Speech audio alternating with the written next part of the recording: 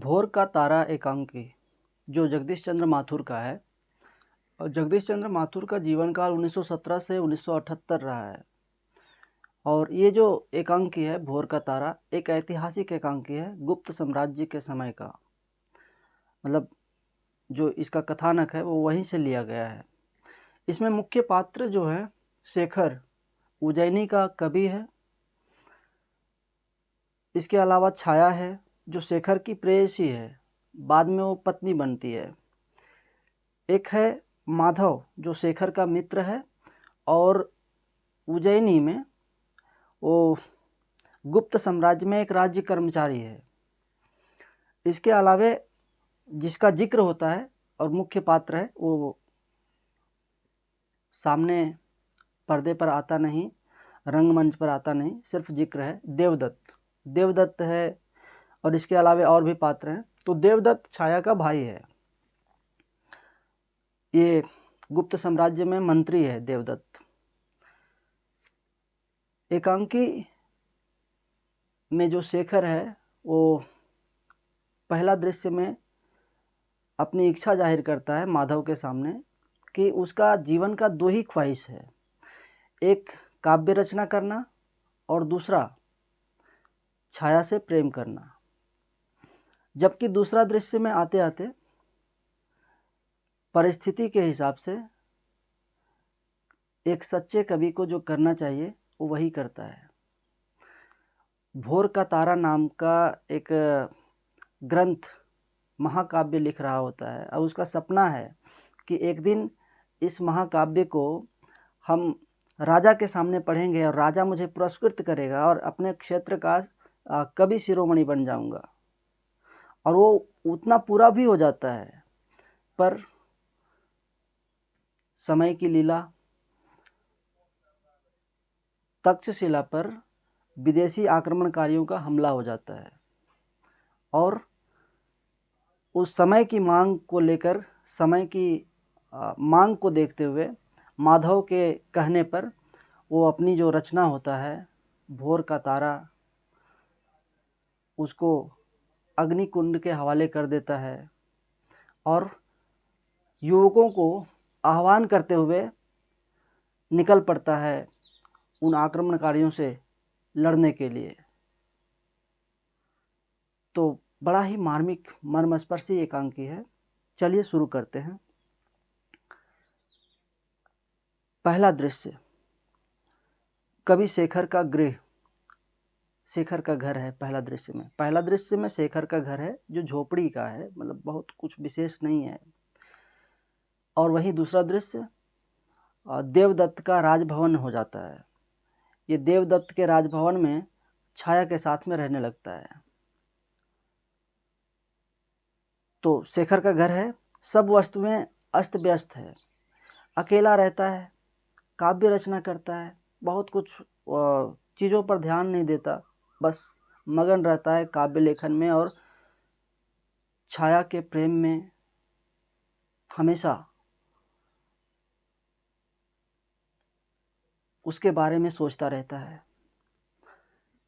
बाईं ओर एक तख्त पर मैली फटी हुई चद्दर बिछी है, उस पर एक चौकी भी रखी है और लेखनी इत्यादि भी। इधर उधर भोजपत्र बिखरे पड़े हैं। उस समय भोजपत्र चलता था। बहुत ऐतिहासिक कहानी है, गुप्त साम्राज्य के समय की कहानी है। तो 445 ईस्वी के आसपास की बात है। उस समय भोजपत्र ही चला करता था।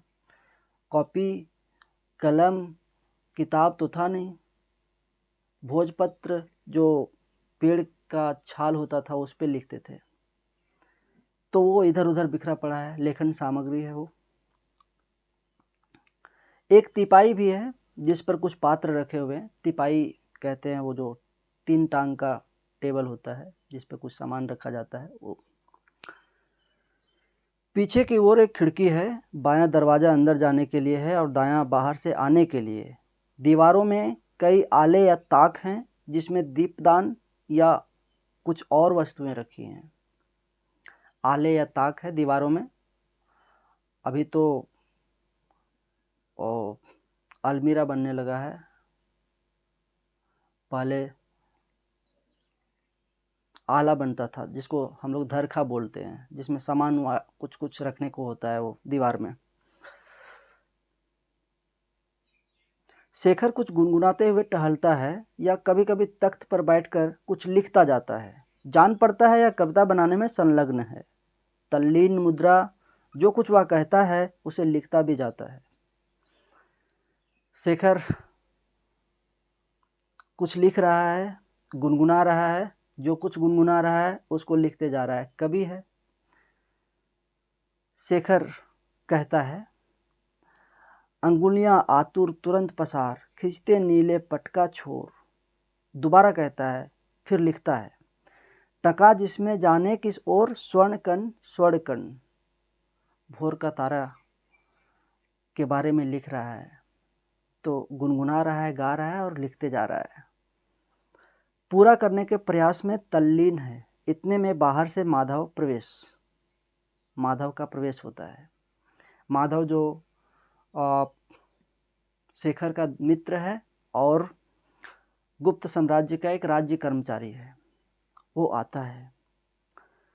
सांसारिकता का भाव और जानकारी उसके चेहरे से प्रकट है। सांसारिक जीवन जीता है। अब राजा के यहाँ राज्य कर्मचारी है, तो कवि की तरह कल्पना में थोड़ी न रहेगा, सांसारिक जीवन ही जिएगा, दुनियादारी में ही उलझेगा। द्वार के पास खड़ा होकर थोड़ी देर तक वह कवि की लीला देखता रहता है। चुपचाप आके देख रहा है क्या कर रहा है, गुनगुना रहा है, लिख रहा है। उसके बाद माधव आवाज़ देता है, शेखर। शेखर अभी सुना ही नहीं, एक पंक्ति लिखकर फिर से दोहरा रहा है वो लाइन, स्वर्ण कर्ण पिरी को हो रहा निहार। माधव फिर से कहता है, शेखर। शेखर चौंक कर, कौन? ओह माधव। माधव कहता है, क्या कर रहे हो शेखर? शेखर, यहाँ आओ माधव, यहाँ। उसके कंधे को पकड़कर तख्त पर बिठाता हुआ, यहाँ बैठो, और स्वयं खड़ा है। माधव कहता है शेखर, माधव, तुमने भोर का तारा देखा है कभी? भोर का तारा सुबह के समय, जब सुबह पूरी तरह से हुआ नहीं होता और रात भी नहीं रहता, उस समय भोर का तारा, जो एक तारा टिमटिमाता रहता है आसमान में, बाकी तारे सब गायब हो जाते हैं, सुबह होने को रहता है, और अगर चंद्रमा भी ना हो तो केवल आसमान में वही बचा रहता है। वो शायद पृथ्वी से बहुत नज़दीक होता है अन्य तारों की अपेक्षा, इसलिए उसकी चमक उस समय भी उपस्थित रहता है। बाकी तारे सब गायब हो जाते हैं सूर्य की प्रकाश के कारण, और वो भी कुछ देर में गायब ही हो जाता है, पर बाकी तारों की अपेक्षा वो थोड़ा देर टिका रहता है। चमक उसमें अधिक है और शायद पृथ्वी से नज़दीक है, इस वजह से। तो कह रहा है, भोर का तारा देखा है कभी? माधव मुस्कुराते हुए, हाँ, क्यों? शेखर कहता है बड़ी गंभीरतापूर्वक, कैसा अकेला सा एकटक देखता रहता है, जानते हो क्यों? नहीं जानते? तख्त के दूसरे भाग पर बैठता हुआ, जहाँ बैठा हुआ है माधव, वहीं दूसरे भाग में वो बैठता हुआ कहता है, बात यह है कि एक बार रजनी बाला अपने प्रियतम से मिलने चली, गहरे नीले कपड़े पहनकर, जिसमें सोने के तारे टके थे। जो ही निकट पहुंची तो ही लाज की आंधी आई और बेचारी को उड़ा ले चली। फिर थोड़ा सा रुकता है और कहता है, फिर क्या हुआ? माधव से पूछता है, फिर क्या हुआ, जरा बताओ। माधव कुछ उद्योग के बाद कुछ प्रयास करता है, कुछ प्रयत्न करता है, और फिर कहता है, प्रभात अकेला रह गया।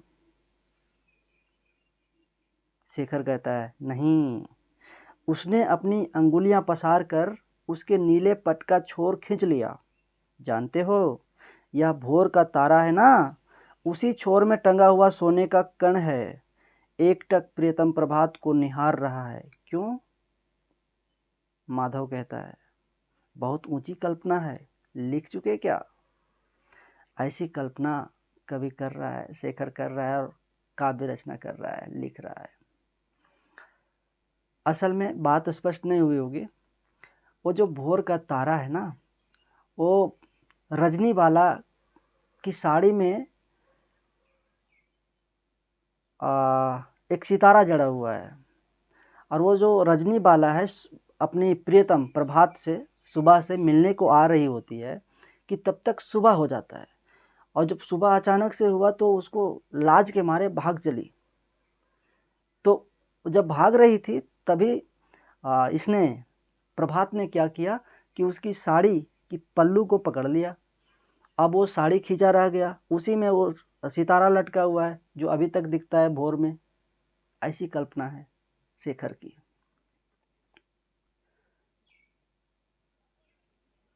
शेखर कहता है, अभी तो और लिखूंगा, बैठा ही था इतने में तुम आ गए।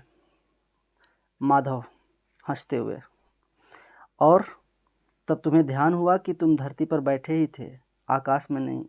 अरे तेरा कल्पना भंग कर दिया ना। फिर रुक कर कहता है, मुझे कोस तो नहीं रहे हो शेखर? शेखर कहता है भोलेपन से, क्यों? माधव कहता है, तुम्हारी परियों और तारों की दुनिया में मैं मनुष्यों की दुनिया लेकर आ गया। कितना बढ़िया तुम कल्पना कर रहा था, लिख रहा था, और मैं प्रवेश कर गया, सारी कल्पनाएं तेरा चौपट कर दिया। तो तुम मुझे कोस तो नहीं रहे हो। इस परियों और तारों की दुनिया में मैं घुस गया, और वो भी सांसारिक बातों को लेकर के, मनुष्य की बात को लेकर के, कुछ विशेष प्रयोजन से आया हुआ है, कुछ कहने के लिए आया हुआ है, इसलिए कह रहा है। उसके बोलने का तरीका अलग है, सांसारिक जीवन जी रहा है ना, तो और वो भी राज दरबार में राज्य कर्मचारी है, तो बात करने का अंदाज ही अलग है। शेखर कहता है सच्चेपन से, कभी कभी तो मुझे तुझमें भी कविता दिख पड़ती है। तुम जैसी बातें करते हो ना, लगता है तुम भी कविता कर रहे हो।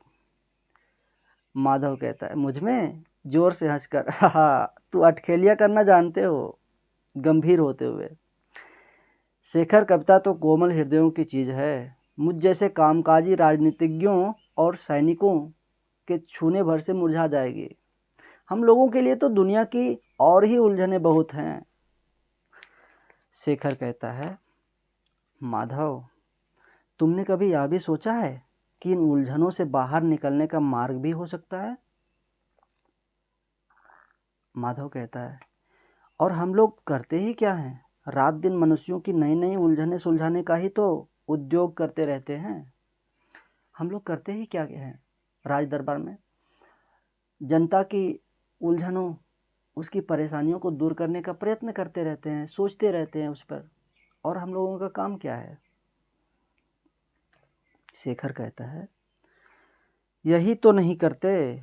तुम राजनीतिक और मंत्री लोग बड़ी संजीदगी के साथ अमीरी, गरीबी, युद्ध और संधि के समस्याओं को हल करने का अभिनय करते हो, परंतु मनुष्य को इन उलझनों के बाहर कभी नहीं लाते। कभी इसका प्रयत्न करते हैं, पर तुम उन्हें पागल और डॉट डॉट डॉट कुछ और कहना चाहता है कि बीच में ही माधव टोक देता है, अवहेलनापूर्वक कहता है, माधव तुम उलझनों से बाहर निकलने का प्रयास नहीं करते, तुम उन्हें भूलने का प्रयास करते हो। तुम सपना देखते हो कि जीवन सौंदर्य है। हम जागते रहते हैं और देखते रहते हैं कि जीवन कर्तव्य है।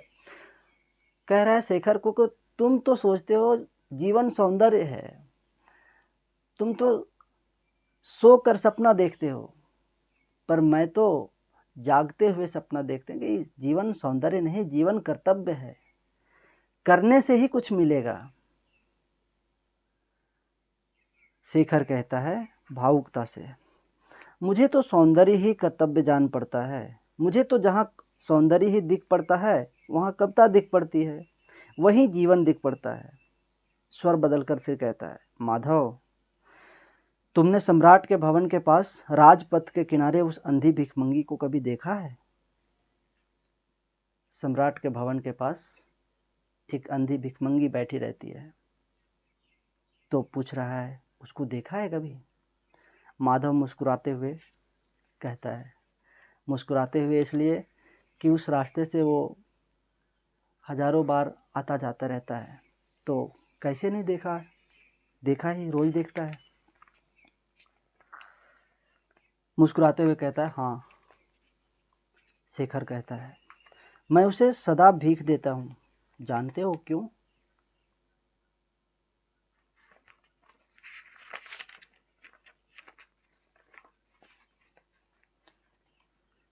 माधव कहता है क्यों?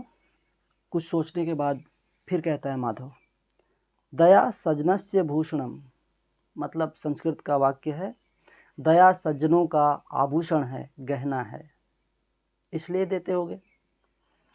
शेखर कहता है दया, फिर ठहर कर कहता है, मैं तो उसे इसलिए भीख देता हूँ क्योंकि मुझे उसमें एक कविता, एक लय, एक व्यथा झलक पड़ती है।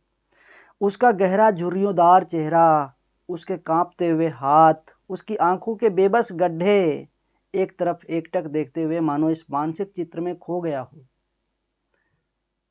एकदम तल्लीनता से बात कर रहा है, बोल रहा है उसके बारीकी के बारे में, उसके मतलब एक एक विशेषताओं को, उस बुढ़िया की एक एक विशेषता को बता रहा है।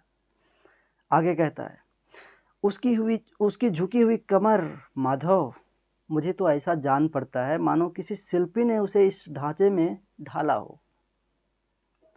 माधव कहता है, इस भाषण से उसका अच्छा खासा मनोरंजन हो गया जान पड़ता है, और कहता है खड़े होकर शेखर पर शरारत भरी आंखें गड़ाते हुए कि शेखर, टाट में रेशम का पैबंद क्यों लगाते हो? ऐसी कविता तो तुम्हें किसी देवी की प्रशंसा में करनी चाहिए थी।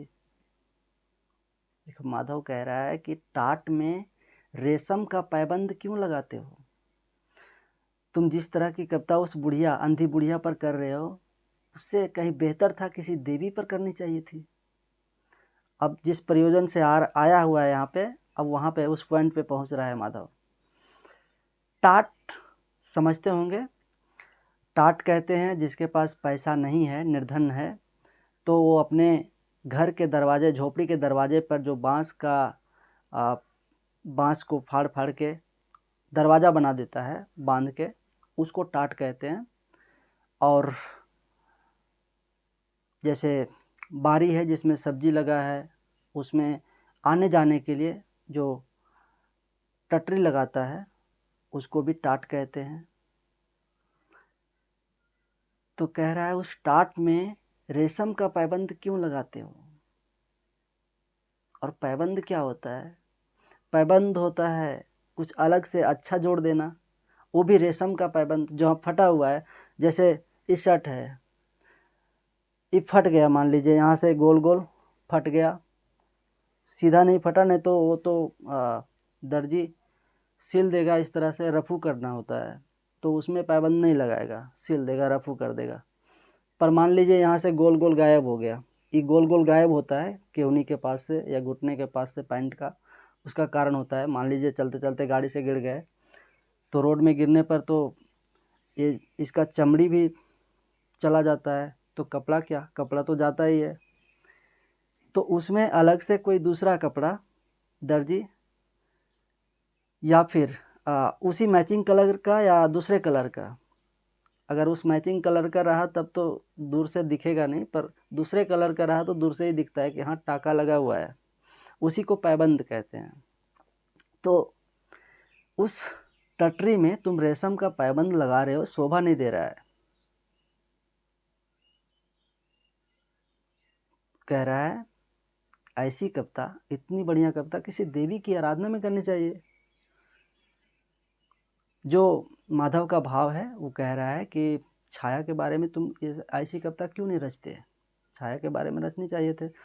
उसको पता है माधव को कि शेखर छाया से प्रेम करता है, इसलिए उसके बारे में कहना चाह रहा है। शेखर सरल भाव से कहता है किस देवी की, पूछता है किस देवी की। माधव अर्थपूर्ण स्वर से कहता है या तो उसके पुजारी से पूछो, जो उसकी पुजारी है, जो उसका पुजारी है उससे पूछो ना, हमसे क्यों पूछ रहे हो किस देवी की। उसका कहने का अर्थ है तुम जानो, तुम जिसकी पूजा करते हो उसके बारे में तुम ही ना जानोगे। शेखर कहता है मैं तो नहीं जानता किसी पुजारी को। माधव कहता है अपने को आज तक किसने जाना है शेखर, अपने को आज तक किसी ने जाना है? किसी ने नहीं। हंस पड़ता है शेखर कुछ समझकर, झेंपता सा है, कुछ संकुचाता सा है, लजाता सा है कि मेरे ही बारे में बात कर रहा है। तो फिर कहता है पागल, गंभीर होकर बैठते हुए, शेखर सच बताओ तुम छाया से प्यार करते हो? शेखर कहता है मंद गहरे स्वर में, कितनी बार पूछोगे, कई बार पहले भी पूछ चुका होता है शायद। माधव कहता है बहुत प्यार करते हो? शेखर, माधव जीवन में मेरी दो ही साधना है। शेखर अब हकीकत बताता है कि मेरे जीवन में दो ही साधना है। क्या क्या? तख्त पर से उठकर खिड़की की ओर बढ़ता हुआ कहता है। अब देखिए सीरियस मामला है तो बैठा था, अब उठ गया और खिड़की की तरफ जाते हुए कहता है छाया का प्यार और कविता, बस एक तमन्ना है छाया का प्यार, दूसरा है कविता रचना। बस जिंदगी की दो ही तमन्ना है, दो ही ख्वाहिश है, जिंदगी जीने का दो ही उद्देश्य है। जबकि यही कवि दूसरे दृश्य में समय की मांग पर वो जो अपना भोर का तारा रचना है उसको फाड़ कर अग्निकुंड में झोंक देता है और निकल जाता है अपनी देश की जनता की रक्षा के लिए, देश के लोगों की रक्षा के लिए, अपने क्षेत्र के लोगों की रक्षा के लिए और विद्रोहियों को भगाने के लिए, युवकों को ललकारते हुए, नवयुवकों को साथ में लेते हुए। यही तो इस एकांकी की सौंदर्य है। तो खिड़की के सहारे दर्शकों की ओर मुंह करके खड़ा हो जाता है। माधव कहता है और छाया?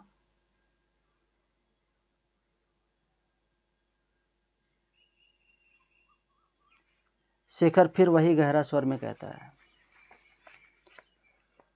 हम दोनों नदी के किनारे हैं जो एक दूसरे की ओर मुड़ते हैं पर मिल नहीं पाते।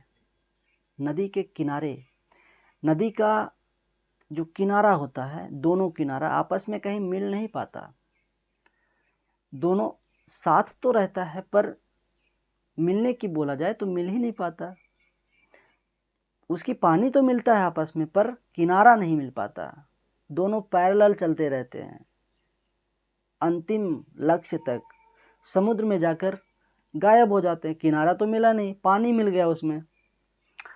तो कह रहा है अपने और छाया के बारे में कि हम लोग नदी के दो किनारे हैं जो साथ तो हैं पर मिल नहीं पाते।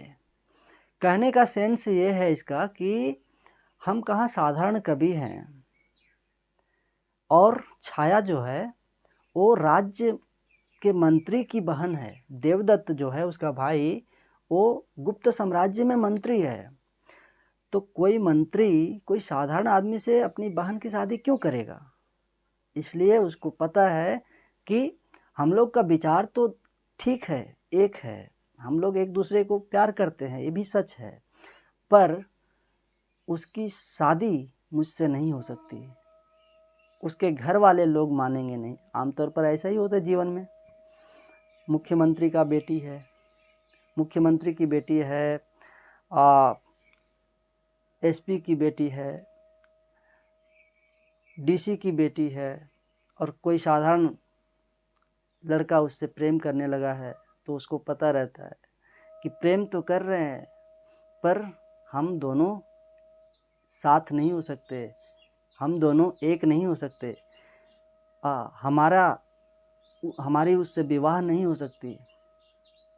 तो शेखर को भी पता है, इसलिए कह रहा है कि हम नदी के दो किनारे हैं जो आपस में कभी मिल नहीं पाएंगे।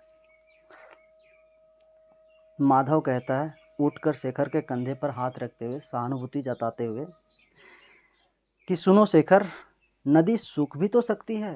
आहा, नदी सूख जाएगी तो किनारे का पता ही नहीं, किनारा समाप्त। शेखर कहता है नहीं माधव, उसके भाई देवदत्त से किसी तरह की आशा करना व्यर्थ है। मेरे लिए तो उसका हृदय सूखा हुआ है, मेरे लिए तो उसका हृदय सूखा हुआ है, वो किसी भी तरह से मानेगा नहीं। आमतौर पर हर लड़की का जो भाई होता है वो ऐसा ही होता है, अपनी बहन के प्रति और अपने बहन के प्रेमी के प्रति कठोर हृदय। और जब मामला अपने ऊपर आता है तो फिर प्रेम का गुणगान करने लगता है, प्रेम की महत्व को खूब बढ़ा चढ़ा कर वर्णन करने लगता है कि उसका भाई बीच में रास्ते में रोड़ा बन रहा है, रास्ते का रोड़ा बन रहा है, ऐसा वैसा। ये तो जब अपने ऊपर अप्लाई होता है तब फिर समझ में आने लगता है। तो कह रहा है कि उसका हृदय तो मेरे लिए सूखा ही है, वो पिघलेगा नहीं। शेखर कहता है, माधव कहता है क्यों? तो शेखर कहता है तुम पूछते हो क्यों? तुम तो सम्राट स्कंदगुप्त के दरबारी हो, देवदत्त एक मंत्री है, भला एक मंत्री की बहन का एक मामूली कवि से क्या संबंध? माधव कहता है मामूली कवि? शेखर तुम अपने को मामूली कवि समझते हो? शेखर कहता है और क्या समझूं, राजकवि। तो माधव कहता है सुनो शेखर, तुम्हें एक समाचार सुनाता हूँ, एक खुशखबरी लेकर आया हुआ है। असल में हुआ ये है कि जो छाया है उस शेखर की कविता को राजभवन में पढ़ी है और राजा उस कविता से बहुत खुश हुए, तो उस कवि का नाम भी पूछा और छाया बता दी नाम, तो वो खबर लेकर आया हुआ है, खुशखबरी। तो शेखर का बुलावा है राजभवन में राजा के तरफ से। माधव कहता है सुनो शेखर, तुम्हें एक समाचार सुनाता हूँ। शेखर समाचार? माधव कहता है हाँ, मैं कल रात को राजभवन गया था। तो शेखर कहता है इसमें तो कोई नई बात नहीं, तुम्हारा तो काम ही है या, तुम राज्य कर्मचारी हो तो राजभवन जाना आना तो तेरा काम है, इसमें क्या नई बात है? तो माधव कहता है नहीं, कल एक उत्सव था, स्वयं सम्राट ने कुछ लोगों को बुलाया था, गाने हुए, दावत हुई, एक युवती ने बहुत सुंदर गीत सुनाया, सम्राट तो उस गीत पर रीझ गए। शेखर उकता कर कहता है आखिर तुम यह सब मुझे क्यों सुना रहे हो माधव? तो माधव कहता है इसलिए कि सम्राट ने उस गीत के बनाने वाले का नाम पूछा, पता चला है कि उसका नाम शेखर है। अच्छा, इसी की रचना है। शेखर कहता है चौंक कर क्या? माधव कहता है अभी और तो सुनो। उस युवती ने सम्राट से कहा कि अगर आपको यह गाना पसंद है तो इसके लिखने वाले कवि को अपने दरबार में बुलाइए। अब कल से वह कवि महाराजा धीराज सम्राट स्कंदगुप्त विक्रमादित्य के दरबार में जाएगा। गुप्त साम्राज्य के सम्राट है महाराजा धीराज सम्राट स्कंदगुप्त उस समय। तो राजा के बुलावे पर उसको जाना है, कवि को। और कवि कौन है? शेखर, जो यहाँ इस वक्त रंगमंच पर है। तो ये खुशी की बात है उसके लिए। शेखर को विश्वास ही नहीं हो रहा है। शेखर बोलता है मैं? माधव अभिनय करते हुए झुक कर कहता है श्रीमान, क्या आप ही का नाम शेखर है? मजाक करता है। शेखर कहता है मैं जाऊंगा सम्राट के दरबार में? माधव, सपना तो नहीं देख रहे हो? इसको यकीन ही नहीं हो रहा है। माधव कहता है सपने तो तुम देखा करते हो, लेकिन अभी मेरा समाचार पूरा कहाँ हुआ। शेखर कहता है हाँ, वह युवती कौन है? अच्छा, अब जानने की थोड़ा जिज्ञासा और लिया है कि वह युवती कौन है जिसने गाना गाया और कहा है कि ये शेखर की रचना है, बताया। तो माधव कहता है अब यह भी बताना होगा, तुम भी बुद्धू क्या इसी बुत्ते प्रेम करने चले थे? अरे इतनी सी बात नहीं समझ में आ रही है? कैसा प्रेम करते हो यार? छाया है वही छाया जिससे तुम प्रेम करते हो, नहीं समझ में आ रही बात? माधव कहता है अच्छा, हाँ चले थे। तो शेखर कहता ओह छाया, माधव का हाथ पकड़ते हुए, तुम कितने अच्छे हो, आहा खुशी का ठिकाना ही नहीं इसको। तो हाथ पकड़ते हुए कहता है, आहा तुम कितने अच्छे हो, कितना बढ़िया खुशखबरी सुनाया है। माधव फिर कहता है, और सुनो, सम्राट ने देवदत्त को आज्ञा की है कि वह तक्षशिला जाकर वहाँ के क्षत्रप वीरभद्र के विद्रोह को दबाए। तक्षशिला में जाकर के, तक्षशिला में विद्रोही आक्रमणकारी जो है वो विद्रोह करने लगा है, क्षत्रप विद्रोह करने लगे वहाँ के, तो उन विद्रोहियों को दबाने के लिए कहा है। जो कि देवदत्त है वो गुप्त साम्राज्य का मंत्री है, तो उसे आदेश मिला है राजा का कि वो जाए वहाँ और उन विद्रोहियों को दबाए। आर्य देवदत्त के साथ मैं भी जाऊँगा और उस देवदत्त के साथ मैं भी जाऊँगा, मुझे भी जाने को कहा गया है। उनका मंत्री बन करके समझे, अच्छा देवदत्त सेनापति बन के जाएगा जो मंत्री है, और ये जो माधव है राज्य कर्मचारी, ये उसका मंत्री बन करके जाएगा। तो शेखर कहता है स्वप्न में से, सपना सा देखता हुआ, तो क्या सच ही छाया ने कहा, सच ही? माधव कहता है, शेखर 8 दिन बाद आर्य देवदत्त और मैं तक्षशिला चल देंगे, उसके बाद छाया कहाँ रहेगी भला बताओ तो। 8 दिन के बाद इन लोगों को निकलना है बाहर, छाया का भाई देवदत्त और शेखर का दोस्त माधव को। तो पूछ रहा है छाया कहाँ रहेगी बताओ तो। तो शेखर कहता है माधव। माधव हंस पड़ता है, इतना भाग्य, इतना विश्वास नहीं होता। अच्छा, माधव को अब ईर्ष्या होने लगा है कि इतना तेरा भाग्य एकाएक कैसे पलट गया। अच्छा, वो लोग मन भी बना लिया है कि जो छाया है उसकी शादी शेखर से कर देना है और शेखर और छाया साथ में रहेंगे। वो देवदत्त ने मन भी बना लिया, वो बात इसको भी पता चल गया है माधव को, इसलिए कह रहा है इतना भाग्य अचानक। माधव कहता है ना करो विश्वास, लेकिन भले मानस छाया क्या इस कूड़े में रहेगी। ये बिखरे कागज, टूटी चटाई, फटे हुए वस्त्र। शेखर, लापरवाही की भी सीमा होती है।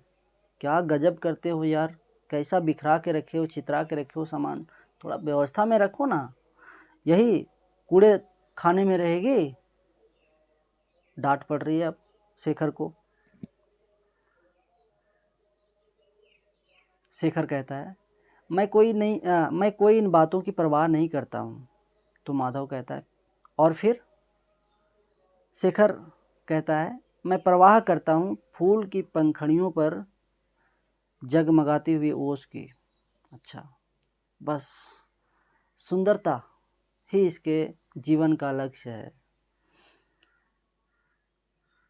भावोद्रेक से फिर आगे कहता है संध्या में सूर्य की किरणों को अपनी गोदी में समेटने वाले बादल टुकड़ों की, सुबह को आकाश के कोने कोने पर टिमटिमाने वाले तारे की। मतलब प्रकृति से इसे बहुत लगाव है, तो इन चीज़ों का मैं बहुत ज़्यादा ध्यान नहीं रख पाता, बस मेरी ध्यान सौंदर्य में ही भटकती रहती है। संध्या के समय सूर्य की रोशनी को समेटने वाली बादल की तरफ मेरी ध्यान आकृष्ट अचानक अपने आप ही हो जाती है। फूल की पंखुड़ी पर जमी हुई ओस जो जगमगा रही है उस पर अपने आप ही चली जाती है। सूर्य की किरणों की प्रकाश के कारण वो जगमगाती हुई ओस पर। और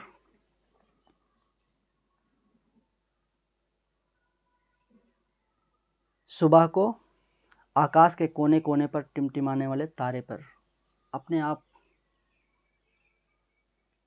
ध्यान चली जाती है।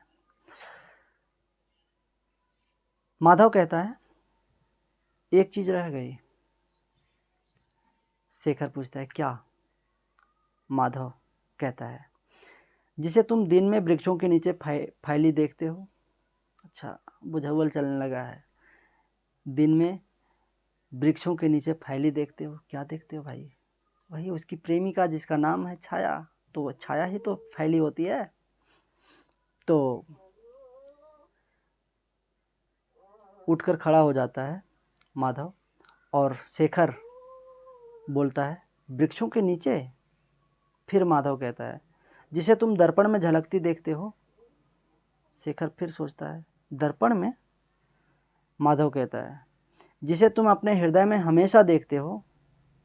निकट आ गया, अब बुझो बुझो बुझो। शेखर समझकर बच्चों की तरह कहता है, छाया? माधव मुस्कुराते हुए, छाया। और ये पहला अंक यहीं पे समाप्त होता है। लेकिन पहला अंक के बाद ये तीसरा अंक आ गया, जबकि किताब है ये 7 श्रेष्ठ एकांकी नाम से किताब है, और इसको लिखना चाहिए यहाँ दूसरा अंक, पहला अंक के बाद दूसरा अंक, पर है तीसरा अंक, तो शायद मिस्टेक से हुआ होगा। चलिए, पहला अंक समाप्त, अब दूसरा अंक। पहला अंक देखें, शेखर का राजभवन था। राजभवन कहेंगे उसको, झोपड़ी था मतलब उसके लिए तो राजभवन ही है ना, झोपड़ी है तो क्या हुआ, रहने के लिए जगह है ना, तो वो था। अब दूसरा अंक, ये स्थान का चित्रण है। स्थान है उज्जैनी में देवदत्त का भवन। देवदत्त का भवन है, जो छाया का भाई है उसकी भवन। तो भवन झोपड़ी वाला तो होगा नहीं, क्योंकि राज्य में मंत्री है वो। तो एक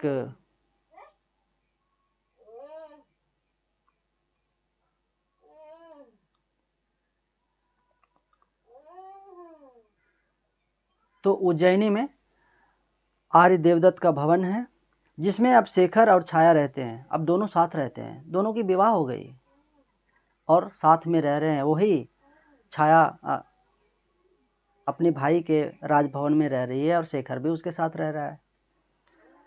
कमरा सजा हुआ है। अब देखिए, परिवर्तन तो होगा ना, चीज़ें सब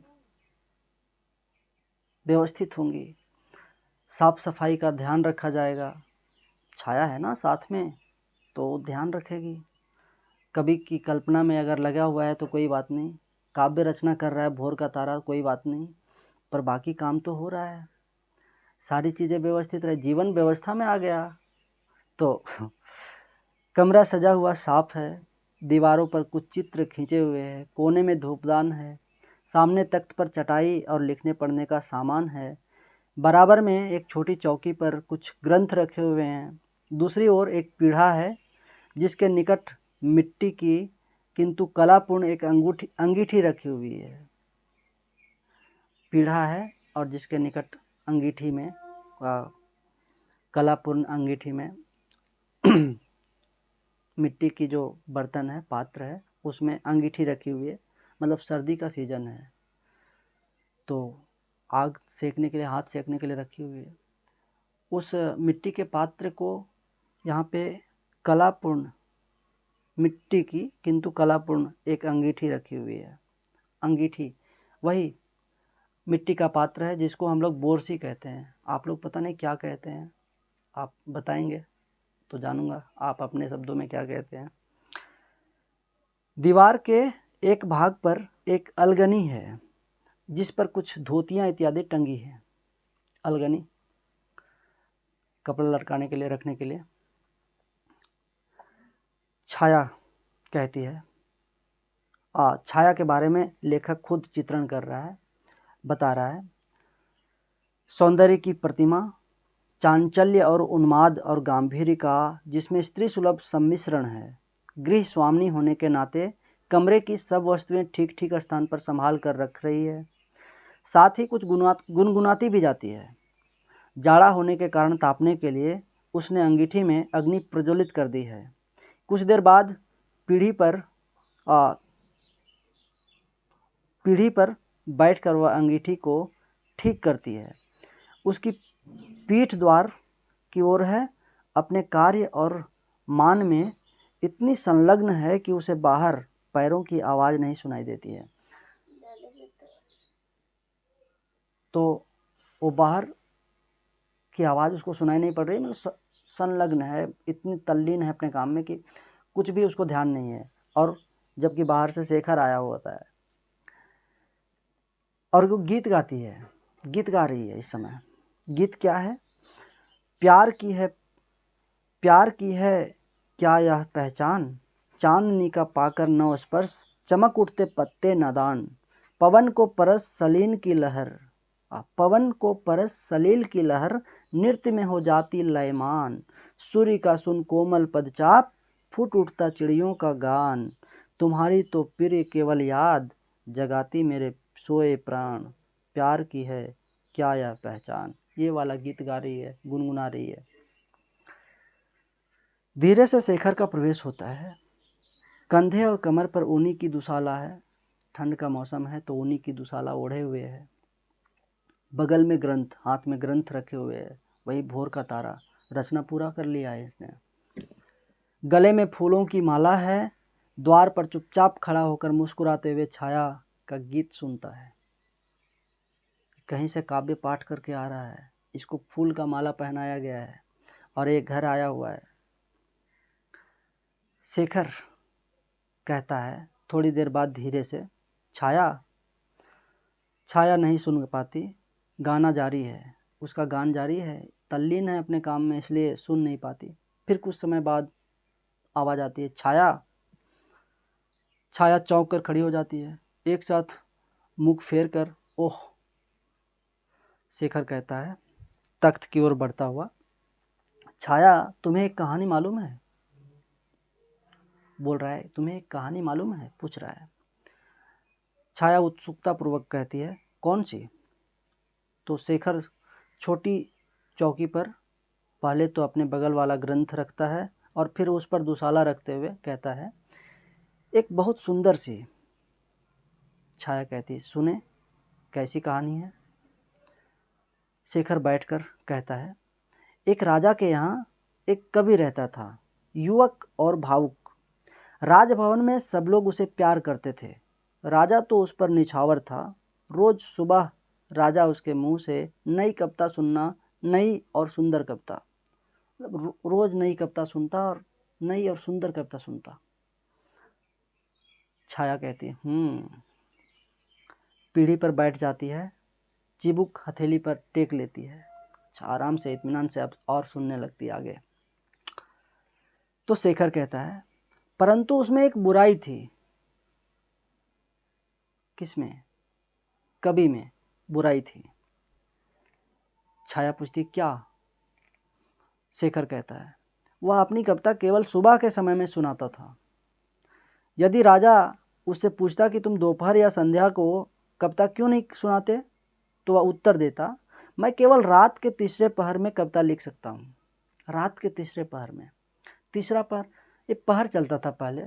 ये देख रहे हैं ना, गुप्त साम्राज्य के समय की बात चल रही है, तो पहर, अभी तो टाइम से चलते हैं लोग, घंटे में 1 बजे 2 बजे 3 बजे 4 बजे, ये है।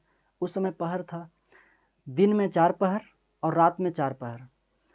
दिन का 4 पहर और रात का 4 पहर, तो ये बोल रहा है रात के तीसरे पहर में। रात के तीसरे पहर बोले तो संध्या 6 बजे के बाद से रात का पहर शुरू हो जाता है। तो 6 से 9 पहला पहर, 9 से 12 दूसरा पहर और 12 से 3 तीसरा पहर। तो 12 से 3 के बीच के बारे में बोल रहा है कि 12 से 3 बजे के बीच जो समय होता है, सुबह वाला जो समय होता है, उसमें एक काव्य रचना करता है, उसमें लिख सकता हूँ। छाया कहती है, राजा उससे रुष्ट नहीं हुआ, रूठा नहीं इस तरह की बात सुन करके? शेखर कहता है, नहीं, उसने सोचा कवि के घर चलकर देखा जाए कि इसमें रहस्य क्या है, क्यों आखिर लिखता है वो रात के तीसरे पहर में। रात का तीसरा पहर होते ही राजा बेश बदलकर कवि के घर के पास खिड़की के नीचे बैठ गया। अच्छा, राजा आके खिड़की के बता रहा है कि एक दिन ऐसा किया राजा कि खिड़की के पास भेष बदल करके चुपके से बैठ गया देखने के लिए कि कैसे क्यों रात के तीसरे पहर में ही इसकी लेखनी चल पाती है। तो छाया कहती है उसके बाद, छाया पूछती है उसके बाद। शेखर, उसके बाद राजा ने देखा कि कवि लेखनी लेकर तैयार बैठ गया। थोड़ी देर में कहीं से बहुत मधुर, बहुत सुरीला स्वर राजा के कान में पड़ा। राजा झूमने लगा और कवि को लेखनी आप से आप चलने लगी। कवि की लेखनी अपने आप चलने लगी। बात प्रतीकात्मक, मतलब बात यही लोगों की है। इसका कहने का सेंस है शेखर का कि जो तुम हो ना, तुम गाती हो तभी मेरी लेखनी चल पाती है। छाया से कह रहा है, पर सीधा ना कह के घुमा फिरा के कह रहा है। तो छाया पूछ रही फिर? शेखर कह रहा है फिर क्या? राजा महल को लौट आया और उसके बाद उसने कवि से कभी यह प्रश्न नहीं पूछा कि वह सुबह ही क्यों कविता सुनाता था। भला बताओ तो क्यों नहीं पूछा? तो छाया कहती है बताऊं? शेखर कहता हाँ। छाया कहती है राजा को यह मालूम हो गया कि उस गायिका के स्वर में ही कवि की कविता थी। और बताऊं? समझ गई है वो। फिर खड़ी हो जाती है। शेखर मुस्कुराते हुए कहता है छाया तुम? तो छाया टोक कर शीघ्रता और चंचलता के साथ कहती है वह गायिका और कोई नहीं, उस कवि की पत्नी थी। और बताऊं? उस कवि को कहानी सुनाने का बहुत शौक था, झूठी कहानी। और बताऊं? उस कवि के बाल लंबे थे, कपड़े ढीले ढाले, गले में उसके फूलों की माला थी, माथे पर ... और भी पूरी तरह से बारीकी से चित्रण कर ही रही होती है कि इसी बीच में शेखर की मुस्कुराहट हल्की हंसी में परिणत हो गई और यहाँ तक कि इन शब्दों तक पहुँचते पहुँचते दोनों जोर से हंस पड़ते हैं। समझ में आ गया दोनों को, अरे ये तो बात समझ गई। तो शेखर थोड़ी देर बाद गंभीर होते हुए कहता है लेकिन छाया तुम ही बताओ, तुम्हारे गान, तुम्हारी प्रेरणा, तुम्हारे प्रेम के बिना मेरी कविता क्या होती? तुम तो मेरी कविता हो। छाया बड़े गंभीर उलाहना भरे स्वर में कहती है प्रत्येक पुरुष के लिए स्त्री एक कविता है। शेखर कहता है क्या मतलब तुम्हारा? छाया कहती है कविता तुम्हारे सूने दिलों में संगीत भरती है, स्त्री भी तुम्हारे उबे हुए मन को बहलाती है। पुरुष जब जीवन की सूखी चट्टानों पर चढ़ता चढ़ता थक जाता है तब सोचता है चलो थोड़ा मन बहलाव ही कर लें। स्त्री पर अपना सारा प्यार, अपने सारे आरमान निछावर कर देता है, मानो दुनिया में और कुछ हो ही ना। और उसके बाद जब चांदनी बीत जाती है, जब कविता भी नीरव हो जाती है, जब पुरुष को चट्टान बुलाती है और वह ऐसे भागता है मानो पिंजड़े से छूटा हुआ पंछी, और स्त्री के लिए फिर वही अंधेरा, फिर वही सूनापन। बड़ी बात कह रही है कि पुरुष प्रेम के अभिलाषी जो होता है, जब उसके जीवन में निरस्ता आ जाता है तो प्यार की आकांक्षा करने लगता है, और जब प्यार से उसका मन भर जाता है तो फिर वो भागता है फिर उसी तरफ अपने कर्तव्य में तल्लीन होने के लिए। ऐसा हुआ ना, उदाहरण है, एक अच्छा उदाहरण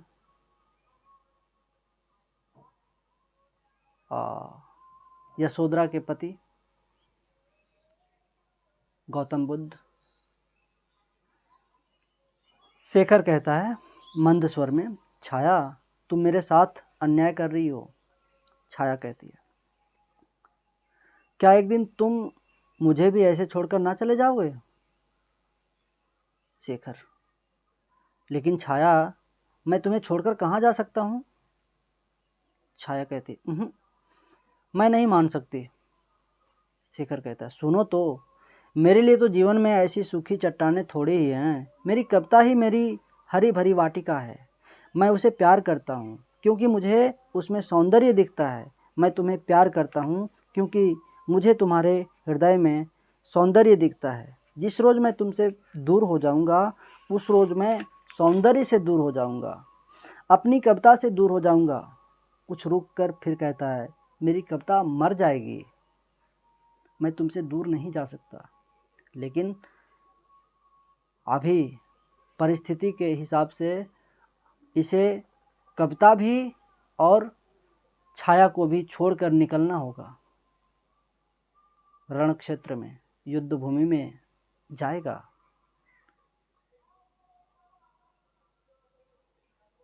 इसलिए छाया का मन पहले से डर रहा है।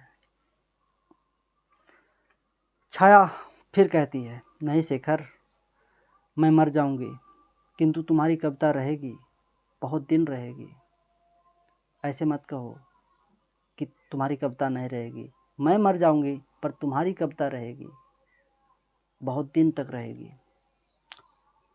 रचनाएं तो ऐसी होती हैं, कभी मर जाता है, उसकी रचना तो रहती है। शेखर कहता है, मेरी कविता कुछ देर बाद।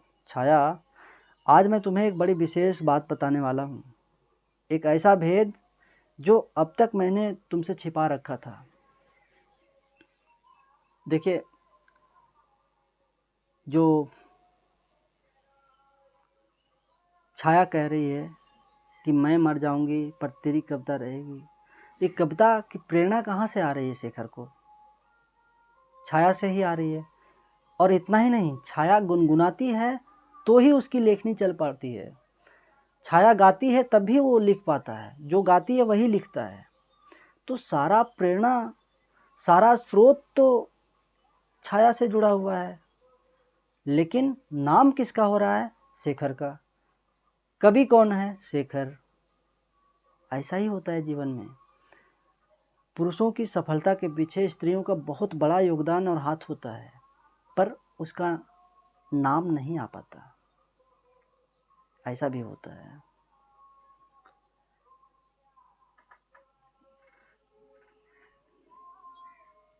शेखर कहता है, मेरी कविता कुछ देर बाद। छाया, आज मैं तुम्हें एक बड़ी विशेष बात बताने वाला हूँ, एक ऐसा भेद जो अब तक मैंने तुमसे छिपा रखा था। छाया कहती है, रहने दो, तुम सदा ऐसे भेद और ऐसी कहानियाँ सुनाया करते हो। तो शेखर कहता है, नहीं। अच्छा, तनिक उस दुसाले को उठाओ। छाया उठती है, उसके नीचे कुछ है। छाया उस ग्रंथ को हाथ में लेती है, उसे खोलो, क्या है? अच्छा, वो पुस्तक तैयार हो गया है। भोर का तारा, जो सपना था इसका, भोर का तारा रचने का, वो पुस्तक तैयार हो गया था, वो लेकर आया था। तो कहता है, उसे उठाओ, देखो क्या है। छाया आश्चर्यान्वित होकर, ओह, जो जो छाया उसके पन्ने पलटती जाती है, शेखर की प्रसन्नता बढ़ती जाती है। भोर का तारा, उफ़ो, यह तुमने कब लिखा? मुझसे छिपा कर? अच्छा, भोर का तारा रचना कर डाला, मुझसे छिपा कर, मुझे बताया भी नहीं। शेखर हंसते हुए, विजय का सा भाव उसके मन में है, और कहता है, छाया, तुम्हें याद है उस दिन की, जब माधव के साथ मैं तुम्हारे भाई देवदत्त से मिलने इसी भवन में आया था? इसी भवन में, जिस भवन में आज रह रहा है, उस भवन में वो माधव के साथ में उसके भाई देवदत्त से मिलने के लिए आया था। तो घटना याद है? छाया कहती है, शेखर की ओर थोड़ी देर देखकर, उस दिन को कैसे भूल सकती हूँ शेखर? उस दिन तो भैया को तक्षशिला जाने की आज्ञा मिली थी। उसी दिन तो उन्होंने तुम्हें और मुझे माता जी का वह पत्र दिखाया था, जिसने हम दोनों को सर्वदा के लिए बांध दिया। मतलब उसी दिन तो हम लोग एक दूसरे में बंधे, मतलब मेरी विवाह की रस्म पूरी हुई। शेखर कहता है, हाँ छाया, उसी दिन मैंने इस महाकाव्य को लिखना आरंभ किया था, शुरू किया था। गहरे स्वर में फिर कहता है, आज वह समाप्त हो गया, पूरा हो गया। छाया कहती है, शेखर, यह हमारे प्रेम की अमर स्मृति है। अच्छा, वो जो उस दिन तुम शुरू किया था और आज समाप्त हो गया, ये भोर का तारा, तो ये मेरे प्रेम की अमर स्मृति रहेगी, अमर स्मृति है। शेखर कहता है, उसे यहाँ लाओ। हाथ में लेकर चाव से देखता हुआ फिर कहता है, भोर का तारा, छाया, यह काव्य बड़ी लगन का फल है। कल मैं सम्राट की सेवा में ले जाऊंगा और फिर जब मैं उस सभा में इसे सुनाना आरंभ करूंगा तब सारी उज्जैनी की आंखें मेरे ऊपर होंगी। महाकाव्य, महाकाव्य। उस समय सम्राट गदगद हो जाएंगे और मैं कवियों का सिरमौर हो जाऊंगा। छाया, बरसों बाद दुनिया पढ़ेगी कवि कुल शिरोमणि शेखर कृत भोर का तारा। हा हा हा। सपना है और सपना पूरा ही हो गया है, अब बस थोड़ा सा बचा हुआ है। कल सुबह होने का, नई सुबह होने का, और ये काव्य पढ़ेगा राजभवन में जाके। वहाँ की जनता का पूरा दृश्य एकटक शेखर को देख रही होगी और खूब वाहवाही हो रहा होगा, ऐसी कल्पना है। विभोर हो जाता है। छाया उसकी ओर एकटक देख रही है। सहसा उसके चेहरे पर चिंता की रेखा खिंच जाती है। शेखर हंस रहा है। छाया के चेहरे पर चिंता की रेखा खिंच जाती है। आभास हो जाता है, पता नहीं इतनी खुशी रह पाएगी या नहीं। छाया कहती है, शेखर, लेकिन वह हंसे जा रहा है। फिर कहती है, शेखर। शेखर की दृष्टि उस पर पड़ती है। शेखर सहसा चुप होकर कहता है, क्यों छाया, क्या हुआ तुमको? छाया चिंतित स्वर में कहती है, शेखर, और फिर चुप हो जाती है। शेखर पूछता है, कहो। छाया कहती है, शेखर, तुम इसे संभाल कर रखोगे ना? शेखर कहता है, बस इतनी सी बात। छाया कहती है, मुझे डर लगता है कि कहीं यह नष्ट ना हो जाए, कोई इसे चुरा ना ले जाए। और फिर तुम और भी कुछ कहना चाहती है कि शेखर कहता है, हा हा पगली, ऐसा क्यों होने लगा? सोचने से डर गई। छाया, तेरे लिए तो आज प्रसन्न होने का दिन है, बहुत प्रसन्न। इधर देखो छाया, हम लोग कितने सुखी हैं। और तुम जानती हो तुम कौन हो? तुम तक्षशिला के अधिपति देवदत्त की बहन और उज्जैनी के सबसे बड़े कवि शेखर की पत्नी। तक्षशिला का अधिपति और उज्जैनी का कवि। हा हा। क्यों छाया? छाया मंद स्वर में कहती है, तुम सच कहते हो शेखर, हम लोग बहुत सुखी हैं। शेखर मग्नावस्था में है और बोलता है, बहुत सुखी। सहसा बाहर कोलाहल, घोड़े की टापों की आवाज़। शेखर और छाया छिटक कर चैतन्य खड़े हो जाते हैं। शेखर द्वार की ओर बढ़ता है और शेखर पूछता है, कौन? देखिए अब ये खुशी मातम में कैसे बदलने जा रहा है, कैसे बदल रहा है। अब हुआ ये है कि ये जो इसका भाई शेखर का मित्र माधव और छाया का भाई देवदत्त, जो क्षत्रपों को कुचलने के लिए तक्षशिला गया होता है, तो वहाँ पे देवदत्त मार दिया जाता है।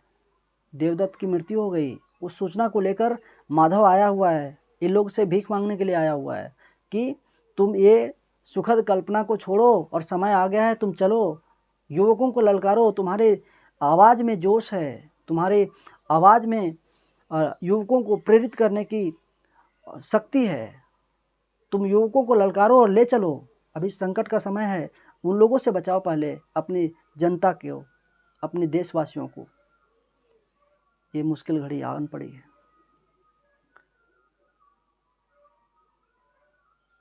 तो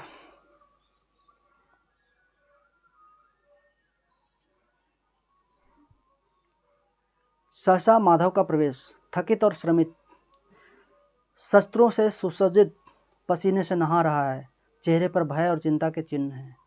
माधव आ पहुंचा। शेखर और छाया दोनों एक साथ कहते हैं, माधव। शेखर कहता है, माधव तुम यहाँ कहाँ? माधव दोनों पर दृष्टि फेंकता हुआ, शेखर, छाया, फिर उस कमरे पर डरती सी आंखें डालता है, मानो उस सुरम्य घोंसलों को नष्ट करने के भय खाता हो। कुछ देर बाद बड़े प्रयत्न और कष्ट के साथ बोलता है, मैंने तुम दोनों से भीख मांगने आया हूँ। छाया और शेखर के आश्चर्य का ठिकाना नहीं है। छाया कहती है, भीख मांगने? तक्षशिला से? शेखर कहता है, तक्षशिला से? माधव क्या बात है? माधव धीरे धीरे मजबूती के साथ बोलना आरंभ करता है, परंतु जो जो बढ़ता जाता है त्यों तो स्वर में भावुकता आती जाती है। कहता है, हाँ, मैं तक्षशिला से ही आ रहा हूँ। यहाँ तक कैसे आ गया यह मैं नहीं जानता। हाँ, यह जानता हूँ कि आज गुप्त साम्राज्य संकट में है और हमें घर घर भीख मांगनी पड़ेगी। शेखर कहता है, गुप्त साम्राज्य संकट में? क्या कह रहे हो माधव? माधव कहता है संजीदगी के साथ, शेखर, पश्चिमोत्तर सीमा पर आग लग चुकी है। हुणों का सरदार तोरमान भारतवर्ष पर चढ़ आया है। हुणों का जो सरदार है, हुण आक्रमण हुआ था ना गुप्त साम्राज्य के समय, तो वो हुण तक्षशिला पर चढ़ आया है। छाया कहती है भयाक्रांत होकर, तोरमान? माधव कहता है, उसने सिंध नदी को पार कर लिया है। उसने अंभी राज्य को नष्ट कर दिया है। उसकी सेना तक्षशिला के पैरों तले रौंद रही है। छाया सहसा माधव के निकट जाकर भय से कातर होकर उसकी भुजा पकड़ती हुई, तक्षशिला? माधव फिर कहता है उसी स्वर में, सारा पंचनद आज उसके भय से कांप रहा है। एक के बाद एक गांव जल रहे हैं, हत्याएं हो रही हैं, अत्याचार हो रहा है। शीघ्र ही सारा आर्यावर्त पीड़ितों के हाहाकार से गूंजने लगेगा। शेखर, छाया, मैं तुमसे भीख मांगता हूँ, नई भीख मांगता हूँ। सम्राट स्कंदगुप्त की, साम्राज्य की, देश की इस संकट में मदद करो। बाहर भारी कोलाहल। शेखर और छाया जड़वत खड़े हैं। फिर आगे कहता है, देखो बाहर जनता उमड़ रही है। शेखर, तुम्हारी वाणी में ओज है, तुम्हारे स्वर में प्रभाव। तुम अपने शब्दों के बल पर सोई हुई आत्माओं को जगा सकते हो, युवकों में जान फूंक सकते हो। शेखर सुने जा रहा है, चेहरे पर भावों का आवेग, मस्तक पर हाथ रखता है। क्या से क्या हो गया। आज साम्राज्य को सैनिकों की आवश्यकता है। माधव आगे कहता है, शेखर, ओजमयी कविता के द्वारा तुम गांव गांव में जाकर वह आग फैला दो जिसमें हजारों और लाखों भुजाएं अपने सम्राट और अपने देश की रक्षा के लिए हाथ में शस्त्र ले लें। कुछ रुक कर शेखर के चेहरे की ओर देखता है। उसकी मुद्रा बदल रही है, जैसे कोई भीषण उद्योग कर रहा हो। फिर आगे कहता है, कभी देश तुमसे यह बलिदान मांगता है। छाया अत्यंत दर्द भरे करुण स्वर में कहती है, माधव, माधव। माधव मुड़कर छाया की ओर कुछ देखता है, फिर थोड़ी देर बाद कहता है, छाया, उन्होंने कहा था मेरे प्राण क्या चीज़ हैं, इसमें तो सहस्त्रों मिट गए और सहस्त्रों को मिटना है। शेखर मानो नींद से जागा हो। किसने? अच्छा, देवदत्त के बारे में कह रहा था माधव। पूछता है किसने? माधव कहता है आर्य देवदत्त ने, अंतिम समय। छाया जैसे बिजली गिरी हो कहती है, माधव, माधव। तो क्या भैया? आगे कुछ पूछना ही चाहती है कि माधव कहता है, उन्होंने वीरगति पाई है। छाया पृथ्वी पर घुटनों पर गिर जाती है, चेहरे को हाथों से ढक लिया। जिस बीच में माधव कहे जाता है। शेखर एक बार घूमता है, उसके मुख से प्रकट होता है मानो डूबते को सहारा मिलने वाला है। तक्षशिला से, कहता है आगे माधव, तक्षशिला से 40 मील दूर विद्रोही वीरभद्र की खोज में वह हुणों के दल में निकट जा पहुँचे। वहाँ उन्हें ज्ञात हुआ कि वीरभद्र हुणों से मिल गया है। उनके बीच सैनिक आगे हुणों में फैले हुए थे। वे तक्षशिला से लौट सकते थे और अपने प्राण बचा सकते थे, परंतु एक सच्चे सेनापति की भांति उन्होंने अपने सैनिकों के लिए अपने प्राण संकट में डाल दिए और मुझे तक्षशिला और पाटलिपुत्र को चेतावनी देने के लिए भेजा। मैं आज और आगे कहना ही चाहता है कि सहसा रुक जाता है, क्योंकि उसकी दृष्टि शेखर पर पड़ती है। शेखर चौकी के पास खड़ा है, उसके चेहरे पर दृढ़ता का विजय का भाव है। बाहर कोलाहल कम है। शेखर अपना हाथ बढ़ाकर अपने ग्रंथ भोर का तारा को उठाता है। इसी समय माधव की दृष्टि उस पर पड़ती है। शेखर पुस्तक को कुछ देर चाव से, बिछड़न से, प्रेम से देखता है। उसके बाद आगे बढ़कर अंगीठी के निकट जाकर उसमें जलती हुई अग्नि को देखता है और धीरे धीरे उस पुस्तक को फाड़ता है। इस आवाज़ को सुनकर छाया अपना मुख ऊपर कर लेती है।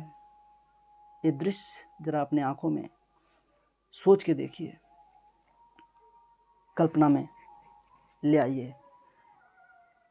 फिल्म की तरह ये दृश्य चल रहा है। छाया उसे फाड़ते हुए देखकर कहती है, शेखर। लेकिन शेखर ने उसे अग्नि में डाल दिया है। लपटें उठती हैं, छाया गिर पड़ती है। शेखर लपटों की तरफ देखता है, फिर छाया की ओर दृष्टिपात करता है। एक सूखी हंसी के बाद बाहर चल देता है। कोलाहल कम होने के कारण उसके पैरों की आवाज़ थोड़ी देर तक सुनाई देती है। माधव द्वार की ओर बढ़ता है तो छाया अत्यंत पीड़ित स्वर में कहती है, माधव, तुमने तो मेरा प्रभात नष्ट कर दिया। माधव उसके शब्द सुनकर बाहर जाता जाता रुक जाता है। वो बाहर जा ही रहा होता है पर रुक जाता है उसके शब्द सुनकर, छाया के शब्द सुनकर, क्योंकि उसने कहा कि तुमने तो मेरा प्रभात नष्ट कर दिया।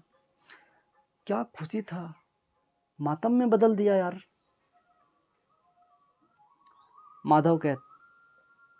माधव उसके शब्द सुनकर बाहर जाता जाता रुक जाता है, मुड़कर छाया की ओर देखता है और फिर पीछे खिड़की के निकट जाकर उसे खोल देता है। उसके बाहर का कोलाहल स्पष्ट सुनाई देता है। शेखर और उसके साथ पूरे जनसमूह के गाने का स्वर सुन पड़ता है। शेखर वहाँ पहुँच गया है, भीड़ में बाहर निकलकर भीड़ को संबोधित कर रहा है और गा रहा है। क्या गा रहा है? अभय जाग जनता जनार्दन, कहाँ है भयंकर तरंगे, कहाँ सो रहा क्रुद्ध गर्जन, महोदधि तनिक तो उमड़ तू, बुलाता तुझे मैं प्रभंजन, अभय जाग जनता जनार्दन। एक गीत गा रहा है, जनता को संबोधित कर रहा है, उसको ललकार रहा है कि जागने का समय आ गया है, विद्रोहियों को कुचलने का समय आ गया है, सोए मत रहो, हाथ में हथियार लो और चलो। शेखर का स्वर तीव्र है। माधव खिड़की को बंद कर देता है। पुनः शांति। खिड़की खोला तो आवाज़ आ रही है तेजी से, पर खिड़की बंद कर दिया तो आवाज़ नहीं आ पा रही है।